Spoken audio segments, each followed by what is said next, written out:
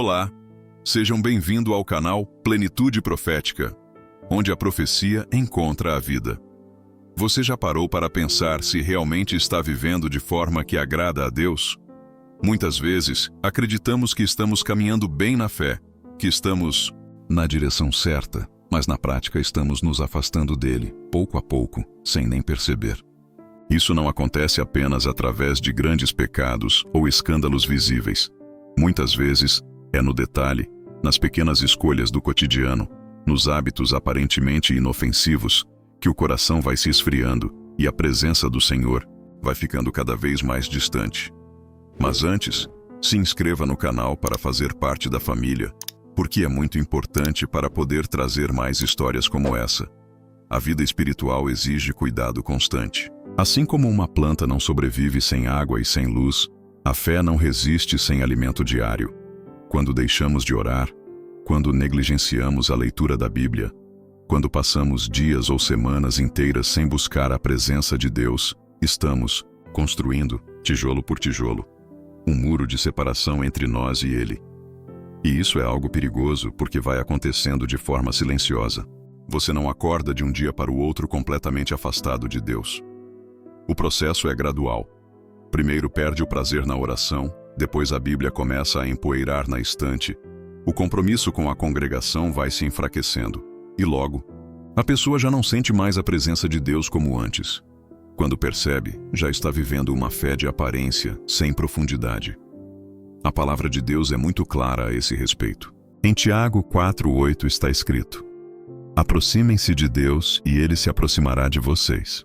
Veja bem, Deus está sempre pronto a nos receber, mas a responsabilidade de se aproximar é nossa.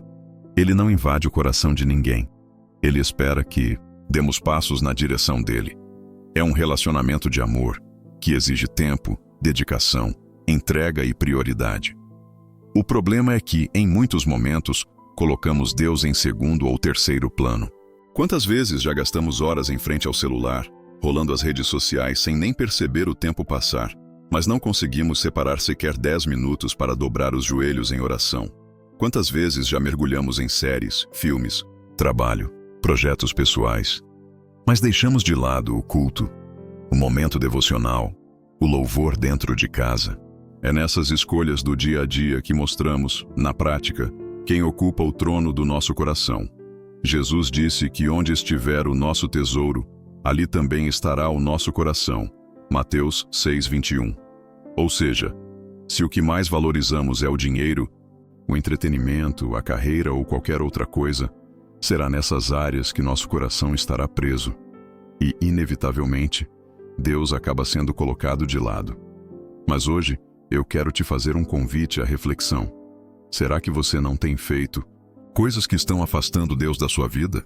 Será que, sem perceber, não está construindo um caminho de frieza espiritual que pode levar à indiferença, ao orgulho e até a pecados ocultos?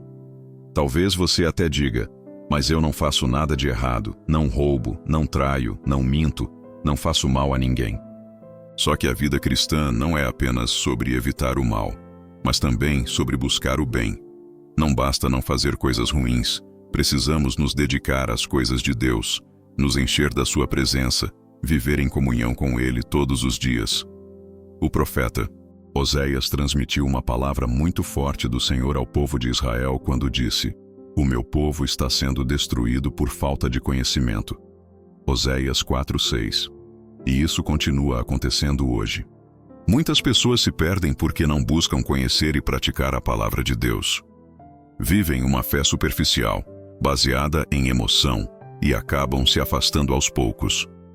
Neste vídeo, vamos caminhar juntos por alguns pontos específicos que podem estar minando a sua vida espiritual. Vamos falar sobre a indiferença espiritual, que vai apagando o fogo do coração, sobre o orgulho e a autossuficiência, que fazem a pessoa acreditar que não precisa de Deus, sobre os pecados ocultos, que roubam a paz e destroem a comunhão, e finalmente sobre o caminho da restauração, que Deus preparou para todos os que decidem voltar para os seus braços. Por isso, eu te peço, não saia desse vídeo, permaneça comigo até o final. Cada palavra que você vai ouvir aqui pode ser uma chave para restaurar sua comunhão com Deus, reacender o fogo da fé e renovar sua caminhada espiritual. Se você sente que, de alguma forma, está distante, este é o momento de dar a volta por cima, de se aproximar novamente do Senhor e experimentar outra vez a alegria da sua presença. Entre todas as coisas que podem afastar alguém de Deus, a indiferença espiritual talvez seja a mais silenciosa e perigosa. Isso porque ela não acontece de uma vez só, como um pecado escandaloso ou uma decisão abrupta de abandonar a fé. A indiferença vai entrando devagar, quase imperceptível, como uma sombra que vai se espalhando, até que quando percebemos, o coração já está frio, sem desejo de buscar a presença de Deus. E talvez você se pergunte, mas o que exatamente é a indiferença espiritual? É quando você já não sente mais vontade de orar, quando a leitura da Bíblia se torna pesada e sem prazer, quando ir à igreja ou participar da comunhão com os irmãos parece um fardo. É viver a fé de forma mecânica, apenas de aparência, sem vida, sem fogo, sem intensidade. Jesus foi muito direto ao falar sobre isso em Apocalipse 3, 15 e 16. Conheço as tuas obras, sei que você não é frio nem quente. Melhor seria que você fosse frio ou quente. Assim, porque você é morno, nem frio nem quente, estou a ponto de vomitá-lo da minha boca. Palavras fortes, mas que revelam como Deus enxerga a indiferença espiritual. Algo insuportável, algo que o entristece profundamente. O morno é aquele que não rejeita totalmente a fé, mas também não se entrega por inteiro. É aquele que até acredita em Deus, mas não o coloca como prioridade. Vive dividido, com um pé na igreja e outro no mundo, com a boca dizendo Senhor, Senhor, mas o coração ocupado por outras paixões. E essa condição é muito mais perigosa do que parece, porque dá a falsa sensação de que está tudo bem, quando na verdade o coração está longe do Pai. Para ilustrar, pense em uma brasa acesa em meio ao fogo. Enquanto está junto das outras, ela permanece viva, ardente, brilhante. Mas, se for retirada e colocada de lado, em pouco tempo vai se apagando até virar cinza. Assim acontece com o cristão que se afasta da oração, da leitura da palavra e da comunhão com os irmãos. Ele até pode permanecer com uma aparência de fé, mas por dentro, a chama já não arde como antes. E essa frieza espiritual se manifesta de diversas formas. Talvez você já tenha percebido em si mesmo falta de interesse pelos cultos, ausência de fervor na adoração, dificuldade em se concentrar na leitura da Bíblia, preguiça em dobrar os joelhos para orar. O coração, que antes se alegrava na presença de Deus, agora se encontra distraído, apático, indiferente. E sabe qual é o problema disso? É que a indiferença rouba a nossa sensibilidade espiritual. Quando o coração está frio, não ouvimos mais a voz de Deus com clareza. A palavra deixa de nos confrontar, porque já não permitimos que ela penetre fundo. O louvor não nos toca, porque o coração está endurecido. E, sem perceber, nos tornamos vulneráveis ao pecado, porque já não temos forças para resistir às tentações. A indiferença também nos faz trocar o eterno pelo temporário. Passamos horas mergulhados em entretenimento, trabalho, redes sociais, mas não conseguimos reservar alguns minutos para estar com Deus. E, quando nos damos conta, nossa vida espiritual já está em segundo plano. É como se disséssemos com as nossas atitudes: Senhor, eu acredito em Ti, mas não tenho tempo para estar contigo. Mas hoje, o Espírito Santo está nos chamando à reflexão. Se você sente que sua fé está fria, que sua vida espiritual já não tem a mesma intensidade de antes, isso não é um acaso. É Deus alertando você para não deixar que a indiferença roube sua comunhão com Ele. O apóstolo Paulo escreveu em Romanos 12:11: Nunca falte o zelo, sejam fervorosos no espírito, sirvam ao Senhor. Isso significa que precisamos lutar contra a frieza, reacender o fogo da fé, cultivar diariamente a chama da presença de Deus em nós. E como fazer isso? Separando tempo de qualidade para buscar ao Senhor, mesmo que no começo pareça difícil. Decidindo desligar o celular por alguns minutos para dobrar os joelhos, escolhendo acordar um pouco mais cedo para ler a palavra, repriorizando a vida, colocando Deus novamente no centro. É claro que nem sempre vamos sentir emoções fortes ao orar ou ler a Bíblia, mas a fé não se baseia em sentimentos, ela se baseia em decisão. Quanto mais buscamos, mais a chama é reacendida. Portanto, se você percebe sinais de indiferença espiritual na sua vida, não ignore. É um chamado de Deus para voltar ao primeiro amor, para reavivar sua fé e colocar novamente o Senhor como prioridade absoluta. Hoje é o dia de reacender a chama e voltar a viver com intensidade na presença do Pai. Se existe um inimigo sutil, mas devastador para a vida espiritual, esse inimigo é o orgulho. Ele se disfarça de autoconfiança, de inteligência, de capacidade, de conquistas pessoais. Mas, no fundo, o orgulho nada mais é do que a tentativa de viver sem depender de Deus. É acreditar que podemos caminhar sozinhos, que temos tudo sob controle, que não precisamos buscar direção divina porque sabemos o que estamos fazendo. A Bíblia é muito clara sobre isso. Em Provérbios 16:18 lemos: "O orgulho vem antes da destruição, e o espírito altivo antes da queda." Isso significa que, quando deixamos o orgulho dominar o coração, estamos nos colocando em rota de colisão. Mais cedo ou mais tarde, o orgulho vai nos levar à queda, porque ninguém consegue sustentar a própria vida sem o socorro do Senhor. O orgulho se manifesta de muitas formas. Às vezes na confiança exagerada nas próprias riquezas.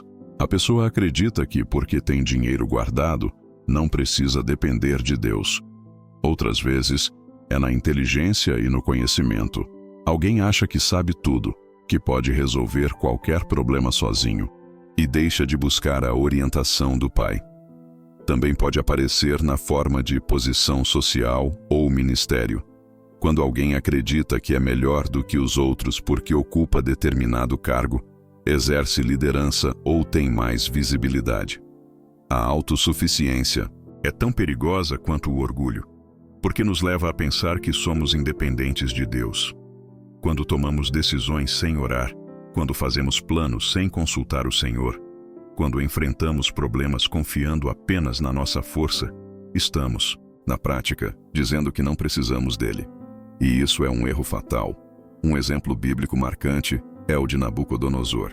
Vemos como ele se exaltou, dizendo: "Não é esta a grande Babilônia que eu edifiquei como residência real, pela força do meu poder e para a glória da minha majestade?" Daniel 4:30. Sua soberba foi tão grande que Deus permitiu que ele fosse humilhado, vivendo como um animal nos campos, até reconhecer que o Altíssimo governa sobre tudo. O orgulho o levou à queda, mas a humildade trouxe restauração. Outro exemplo está na parábola do fariseu e do publicano, em Lucas 18:10-14. O fariseu se achava justo, exaltava suas obras diante de Deus e desprezava os outros. Já o publicano, em humildade, apenas batia no peito e dizia: "Ó Deus, tem misericórdia de mim, que sou pecador." Jesus concluiu dizendo que foi o publicano, e não o fariseu, quem saiu justificado. Isso nos mostra que Deus rejeita a altivez, mas acolhe o coração quebrantado. O orgulho também pode nos impedir de reconhecer nossos erros. Quantas vezes, por orgulho, deixamos de pedir perdão a alguém, mesmo sabendo que estamos errados? Quantas vezes resistimos em admitir nossas falhas diante de Deus porque não queremos parecer fracos? Esse tipo de atitude nos afasta do Senhor, porque Ele resiste aos soberbos, mas dá graça aos humildes. Tiago 4:6. E talvez você esteja se perguntando: mas como eu sei se estou vivendo em orgulho ou autossuficiência? A resposta é simples. Observe em que áreas da sua vida você age como se não precisasse de Deus. Pode ser nas finanças, quando você gasta ou investe sem buscar direção em oração. Pode ser na família, quando tenta resolver tudo na força do braço. Pode ser no trabalho, quando depende apenas do seu esforço e esquece de pedir sabedoria ao Pai. Pode ser até no ministério, quando serve a Deus, mas não busca a presença dele diariamente.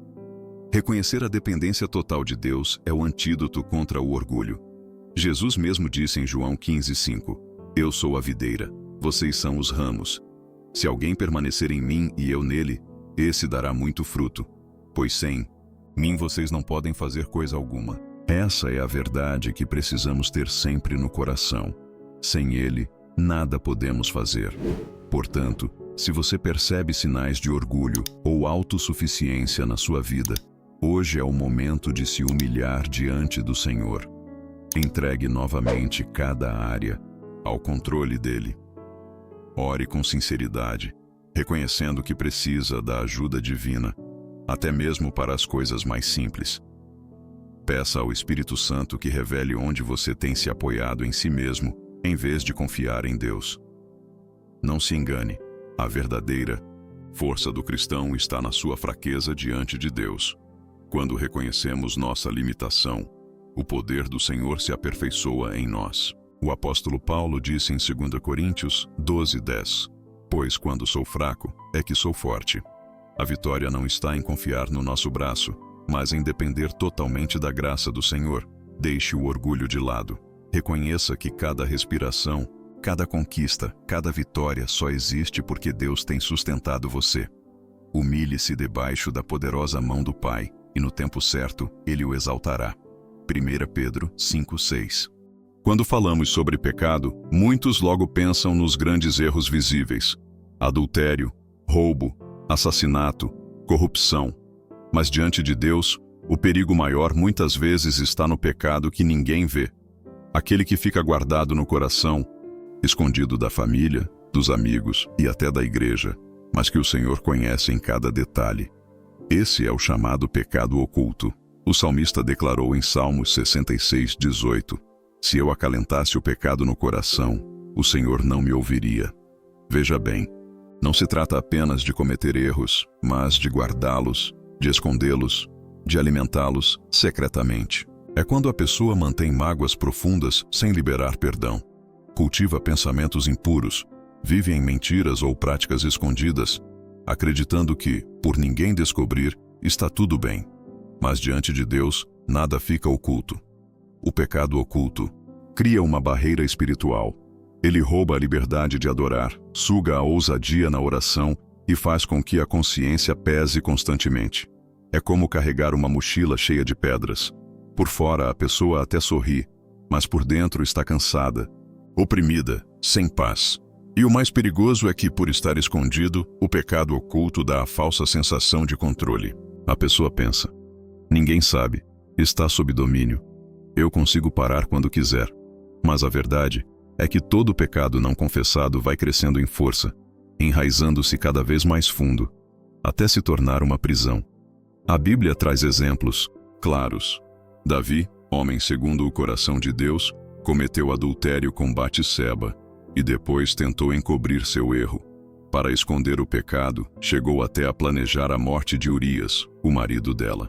Por um tempo, ele conseguiu esconder dos homens, mas não de Deus. Foi só quando o profeta Natã o confrontou que Davi reconheceu sua falha, confessou e se arrependeu. No Salmo 32, ele mesmo diz: enquanto calei os meus pecados, envelheceram os meus ossos pelos meus constantes gemidos o dia todo. O peso do pecado oculto estava consumindo sua vida. Outro exemplo é o de Ananias e Safira, em Atos 5. Eles decidiram mentir sobre o valor de uma propriedade vendida, fingindo que haviam entregue tudo para a obra de Deus. Parecia algo pequeno, algo que ninguém notaria, mas diante do Espírito Santo não havia como esconder.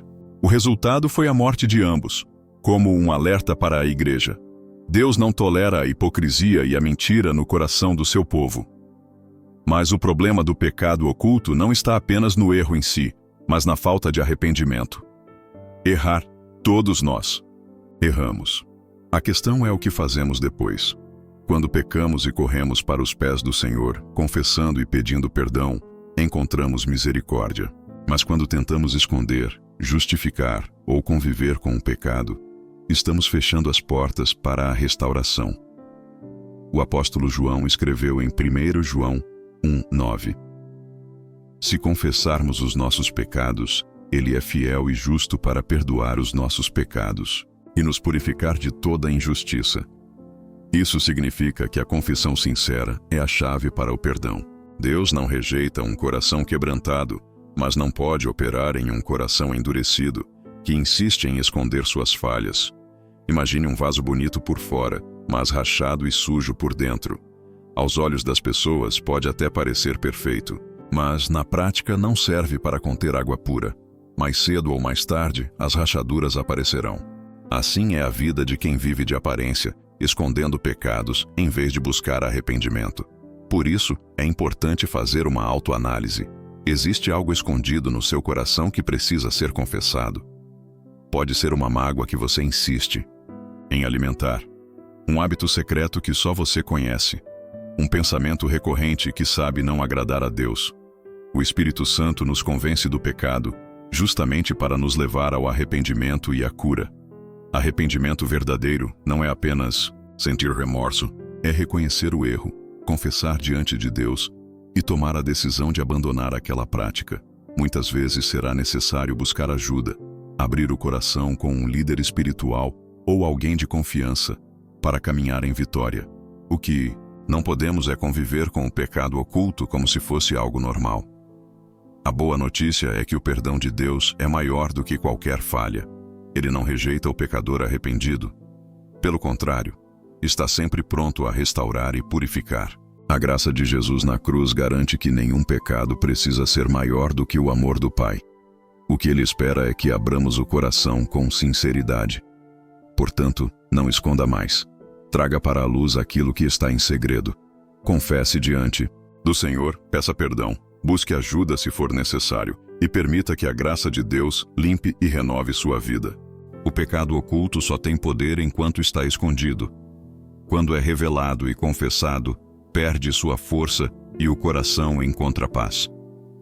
Hoje é o dia de deixar de lado o peso e experimentar a leveza do perdão de Cristo. Não carregue mais aquilo que só serve para te afastar de Deus. Abra o coração, deixe o Espírito Santo trabalhar e seja restaurado pela misericórdia do Senhor. Chegamos ao último ponto desta reflexão, e talvez você tenha percebido que algumas das atitudes que mencionamos realmente fazem parte da sua vida. Talvez a frieza espiritual, o orgulho, a falta de oração ou até pecados ocultos tenham afastado você da presença de Deus. Mas a boa notícia é que o Senhor não nos chama para viver em condenação, e sim em restauração. Ele sempre abre uma porta para o retorno, sempre oferece a chance de recomeçar. O próprio Jesus declarou em João 6,37: Todo aquele que o Pai me dá, esse virá a mim, e o que vem a mim, de modo nenhum o lançarei fora. Isso significa que, não importa a distância em que você esteja, se der um passo em direção ao Senhor, Ele o receberá com braços abertos. Deus nunca rejeita um coração arrependido. O primeiro passo no caminho da restauração é reconhecer a necessidade de mudança. Enquanto a pessoa pensa que está bem, que não precisa se corrigir, não há transformação. Mas quando admitimos, Senhor, eu errei, eu me afastei, eu preciso de Ti, é aí que o processo de cura começa. A humildade de reconhecer nossas falhas é o ponto de partida. O segundo passo é o arrependimento genuíno. E aqui é importante entender: arrependimento não é apenas sentir remorso ou culpa. É uma decisão consciente de abandonar aquilo que nos afastou de Deus e buscar uma vida nova. O apóstolo Pedro disse em Atos 3,19: Arrependam-se, pois, e convertam-se para que sejam cancelados os seus pecados, para que venham tempos de refrigério da parte do Senhor. Veja, o arrependimento abre as portas para o refrigério, para a paz, para a restauração da alma. O terceiro passo é retornar à presença de Deus com disciplina espiritual. Assim como alguém que ficou doente precisa se alimentar bem e descansar para recuperar a saúde, aquele que se afastou espiritualmente precisa fortalecer a vida devocional. Isso inclui uma vida de oração diária, leitura da palavra, jejum, louvor e comunhão com os irmãos na fé. Esses hábitos não são regras frias, mas fontes de vida que nos mantêm conectados ao Pai. O quarto passo é reconstruir as áreas afetadas. Muitas vezes o afastamento de Deus também causa feridas nos relacionamentos, na família, nas finanças ou no ministério.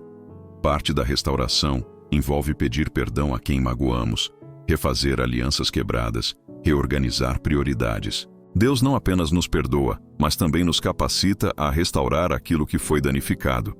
Um exemplo bíblico poderoso é a parábola do filho pródigo, em Lucas 15. Aquele jovem pediu a herança, desperdiçou tudo em uma vida desregrada e terminou em miséria, cuidando de porcos. Mas, quando caiu em si e decidiu voltar, foi recebido pelo pai com festa, roupas novas e anel de honra. Essa história mostra o coração de Deus. Ele não olha para o passado de pecado, mas para o presente arrependimento e para o futuro de restauração. Talvez você se sinta como esse filho pródigo, distante da casa do pai. Mas hoje é o tempo de voltar. Deus está esperando você com amor, não com condenação. Ele não aponta o dedo para acusar. Ele abre os braços para acolher. E o quinto passo é permanecer firme. Muitas pessoas dão os primeiros passos de restauração, mas depois voltam aos mesmos erros porque não permanecem vigilantes. Por isso, Jesus alertou em Mateus 26:41. Vigiem e orem para que não caiam em tentação. O espírito está pronto, mas a carne é fraca. Precisamos vigiar, colocar limites, fugir das situações que nos levam a pecar e fortalecer diariamente nossa fé. Hoje o Senhor está chamando você a um novo começo. Talvez seja a hora de apagar certas coisas do celular, cortar amizades que afastam da fé, reorganizar sua rotina para priorizar a presença de Deus. Cada decisão prática é uma forma de dizer: Pai, eu quero viver para Ti. E lembre-se, não é pela sua força que você vai conseguir. É pela graça de Deus. O Espírito Santo é quem capacita, fortalece e sustenta.